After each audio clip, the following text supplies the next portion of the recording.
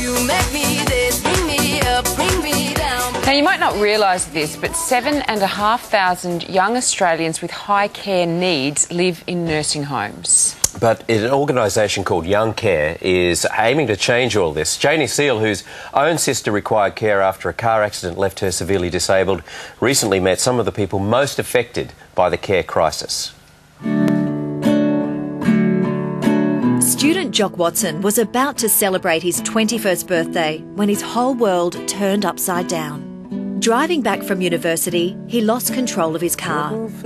The lovable young footy fan suffered severe brain damage and was in a coma for 5 weeks. His parents were told to expect the worst. It was all very, very negative.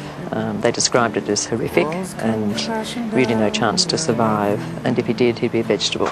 I don't think it really hit me until I saw him, you know, wired up to all these machines and tubes coming out everywhere and blown up like a balloon. But he and his family never gave up hope, and Jock made steady progress in 18 months, receiving the best specialist care and intensive rehabilitation. But it wasn't to last. Once we left the hospital system, it just stopped and you're just a public citizen again, and we just had to start from scratch and organise rehab, physios, speech therapists, OT, just by me talking to people and suggesting things. This is Jock today, 29 years old and living in a nursing home, surrounded by people more than twice his age. Have a sip.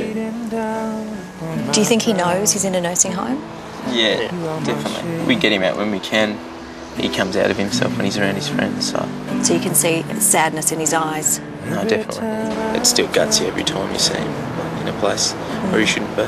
But Jock's life might soon change thanks to Youngcare, one of the few organisations now dedicated to giving young Australians with full-time care needs a life they deserve. The organisation is dedicated to finding and building appropriate care and housing options. What we're trying to do is create models so that people can decide where they want to live, how they want to live in a relevant, dignified environment. One woman who was given a whole new life by Youngcare is 40-year-old Hazel Morel. At the age of 21, Hazel was diagnosed with multiple sclerosis, a debilitating illness that slowly deteriorates a person both physically and mentally. It was just like, how did this happen?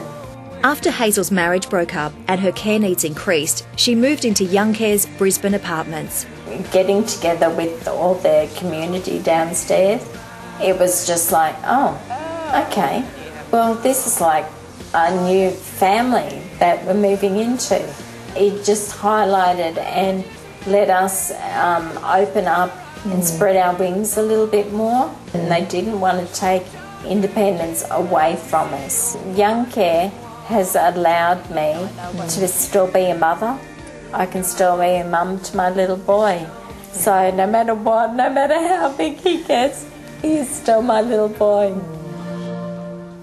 Yeah, I mean, it's uplifting to see that, but there's so many people that require that care, and anything that you can do to help would be vastly appreciated. There's so many people suffering. And a very personal story too for Jane. It is, yeah. Now, here's a vet.